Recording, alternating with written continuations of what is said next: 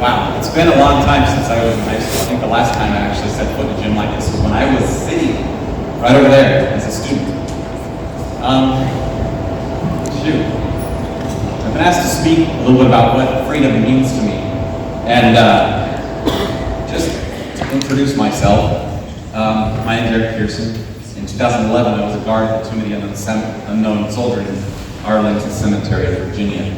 I don't know if you know where that is or what that is, but it was a good and it was a educational experience.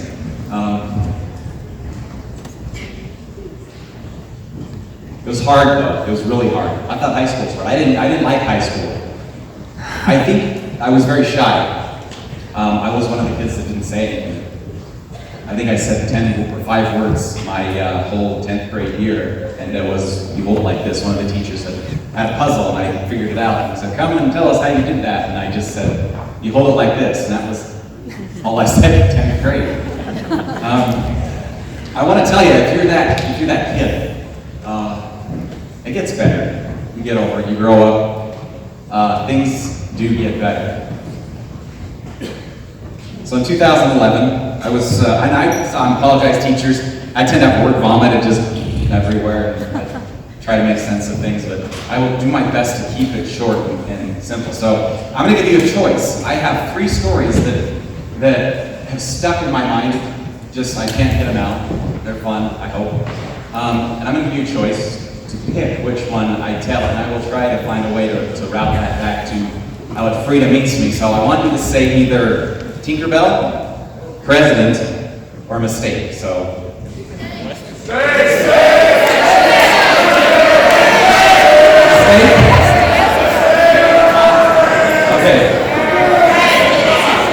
Testosterone section of their streaming mistakes. So I guess that's what we're going to go with, right? I've been at the tomb for about, I think, 2-3 months. And as it goes, it's this 24-hour shift, it ends up being like a 27-hour shift where you work all throughout the night. During the nighttime, the new guys go up on the plaza where the mat is, by the big tomb, and they practice. They have what's called training spits, similar to the shoes that the American Legion wear, that I wear black. They got what's called cheaters on the side. It's a steel, so when you walk and you hit your heels together, they make a noise. But other than that, you just wear your regular military uniform. And I had been practicing 6 hours a night, not including what we had been practicing during the daytime, to know how to move, to know what sounds to listen to know when to turn, so that we can get everything perfectly when we change the guard. There's something like 125 steps, moves, things to listen for, so that you know how to do what you're supposed to do as a tomb guard. I've been practicing their series of tests. I passed the first test, which is the uniform test. I had to have everything. If you hold your hand out, hold your hand out like this.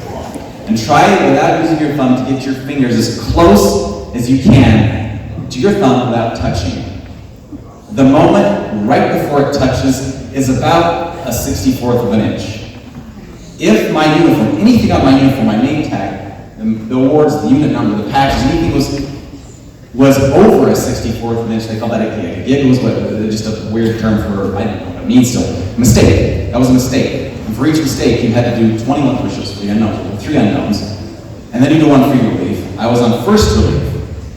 So I did 84 push-ups for every mistake I had to do. That doesn't look like it now, but I somehow managed. There were days when I did 380 push-ups before 10 a.m. It was, so training, it was rough. You couldn't show emotion, no emotion at all. For me, I like to be happy. So I ended up doing a lot of push-ups for smiling. And they intentionally try to make you smile or you screw up. Anyway, what was I saying? Oh yeah, so it had come to a point where it was my turn to walk up on the mat. They had 2 shifts in the morning, or 1 shift in the morning, 1 shift in the evening, 1 hour long, called the bolo, or be on the lookout. So you would stand up there, you would walk for 1 hour as a new guy without a badge. It would be your way to practice without the pressure of the crowds being there. I trained up to this point. My trainer, Corporal Baker, never forget this guy's name, he was amazing, and a jerk. He said, okay, it's time, you've gotten this far, you do the bolo tomorrow morning at 7 a.m. I got up at 3 o'clock in the morning, which is normal. You don't sleep as a tomb guard, not much at all. There were times when I got 4 hours of sleep in a 48-hour period, and then did another 48 hours of awake. So he says, it's your turn to walk. You go up on the mat. This morning, 7 a.m., unbeknownst to me, he had called the leadership of the old guard, the colonel, okay, who's over all 1,600 soldiers, and he invited his whole staff down. My commander was there, a guy who I didn't really like to get along. And I was not expecting people there. I was expecting my trainer, Corporal Baker, maybe the other new guys who were going to training with me. I get up there, I come around this corner, I come up to what's called the inspection block. Slap my heels together, grab my rifle. What was it? You hold it at port arms. That was loud. Hold it at port arms. And I brought it down to my side, and I noticed that there's a lot of people here. A lot of people, a lot of colorful trinkets on their uniforms. I'm like, oh crap, I'm nervous. That's all I could think about is how nervous I was. I did the bolo, they watched. I did the change. I got down to the tomb quarters. We have this area that when you, as a new guy, you stand. It's called the inspection block. You've got mirrors on 3 sides of you. You're supposed to stand down there and wait for your trainer to come and tell you how he did. Corporal Baker comes down, I knew I'd screwed up bad. Everything. He said, I lost count of how many times he screwed up. Why? I was afraid to say I was nervous. So I just said, I don't know, which was the worst thing to say. So he said, 21 for the unknowns. Did the push-ups, recovered. He says, why did you screw up? You practiced. We practiced so many times. You got it perfect. We practiced, and then you screw us back. Finally, I came around saying I was nervous. I thought, he's going to just fry me. He's going to mess me up for the rest of the day. But he didn't. He said, go change your clothes. Which normally they say 3 minutes ago, which is tomb talk for you got 3 minutes to go from whatever you're wearing into the next uniform, which could have been full dress, but you got 3 minutes. So I would book it down to the new man room, which is about from here to the end of the auditorium. Underneath the tomb quarters, underneath where all the tombs are, is an entire apartment with a bathroom, shower, bedroom, everything. New guys couldn't use any of that, though.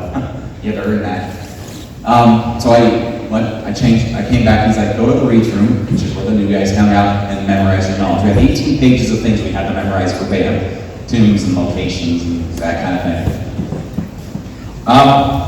I get done, time passes. This is the summer. It's hot. President Obama was visiting the cemetery that day, so there was an estimated 2,000 people visiting the cemetery that day. I'm doing my new man thing. I'm learning the knowledge. I'm getting up. I'm helping the sentinels with whatever they ask me to help them with. And about 2 o'clock rolls around. Corporal Baker says, Pearson, 3 minutes ago. Great, here it comes. I knew I screwed up earlier, so I knew this was coming. Dress drills over and over and over again. Change your clothes 200 times a day now. He said 3 minutes ago. I get my dress boots. I've got my belt. I'm holding it. And he turns to the newest badge holder. His name was Sentinel Robinson. And he says blousing, which is a term for get this guy up, ready to walk. There can't be a wrinkle, there can't be a piece of lint, there can't be a fold, a crease, nothing. He has to look perfect. Sentinel's Creed, line 6, my standard will remain perfection. We did everything we did, so he starts stressing me, and I'm thinking, this is strange. I started getting nervous, because this only happens when you just go for a walk. And he says, I said, what's going on? I said just like that, because I'm scared. He said, you can go walk. I said, Corporal Baker, it's prime time, it's the middle of the day, I can't do this. He says, you're gonna go walk. Before the guard change, there's a bell tower out there, and the bells start to ring. I think they rang for about 4 years that day. The men said bells. The bells are ringing. Corporal Baker walks out to start the guard change. He gets up there and says, I am Corporal Baker, 3rd Infantry Regiment, the old guard, at Hulse Beach. I get my rifle, sunglasses on, walk out the door and start walking. The bayonet on the end of my rifle is just doing, as I shake my way to the inspection block and I stop at the port arms. I noticed there are thousands of people there. I did not notice President Obama. He was there at this time. But I did notice Corporal Baker walking toward me. The guy looked regal. He looked like a king. He looked perfect. He comes, this was his 1,500 and something guard change. He walks straight at me, stops, 1 foot from me.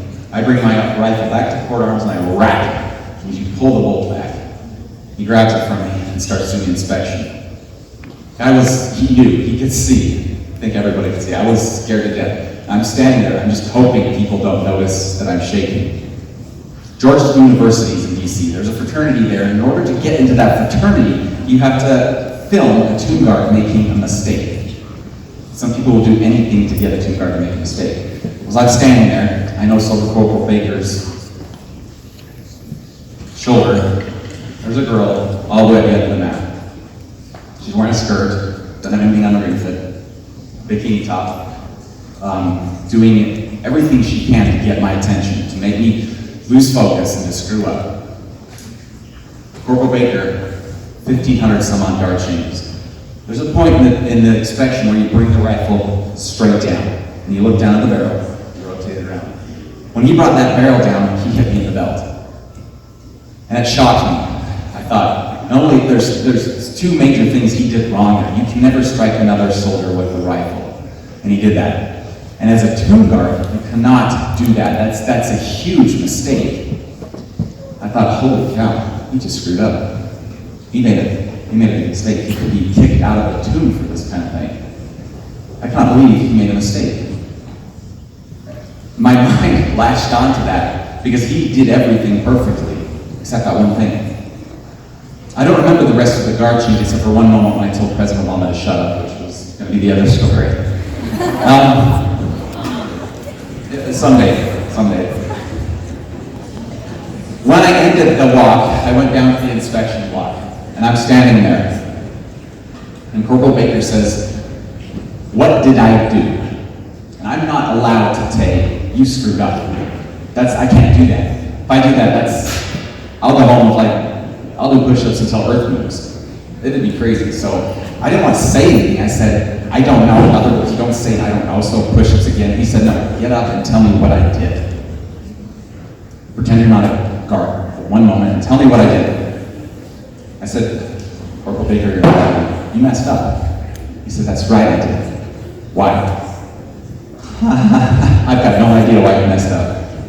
He said, "I did that to get your mind off of you and onto something else, something more important." And it worked. And I've realized that as time's gone by, and it goes by quick. You guys are going to fall asleep tonight, you'll wake up, you might be standing here talking. You'll be married with 5 kids, 12 years married. It goes that fast, it's like a dream.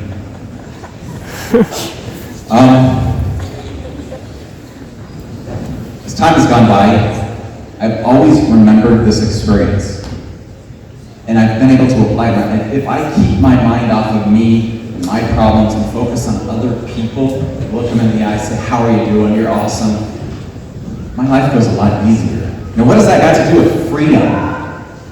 Corporal Baker could have been kicked out of the tomb for doing that. He could have lost his position there. He could have been on YouTube. It could have been millions of views. Sentinel screws up YouTube. Our rights and our freedoms are kind of like that. You have rights. They're not given to you by anybody.